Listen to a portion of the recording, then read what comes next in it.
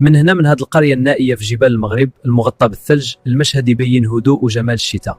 مستمعينا الكرام، من هذه القرية اللي فيها الأطلس واللي مغطى بالثلج، تأملوا هذا المنظر الشتوي الخلاب حيث تتزين أشجار البرتقال المورقة بالثلوج. تأملوا هذا المشهد الخلاب، صحراء بيضاء ناعمة والثلوج تتساقط برقة على المباني الطينية والشجيرات.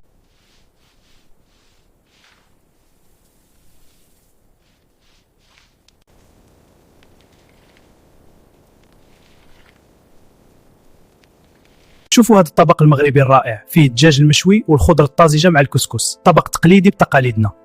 تبارك الله، هذا الكسكس المغربي رائع. نعم، الخضرة طيبة والصلصة زوينة، عجبتني. البركة فيكم، كله بصحة.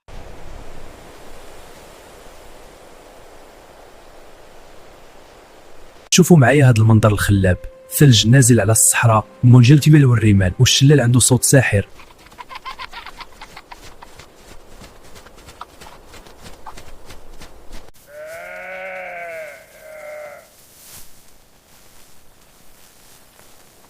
النار دافية بزاف ما شاء الله. الحمد لله. والثلج كيشد. بابا يمكن لنا نبقاو هنا شوية؟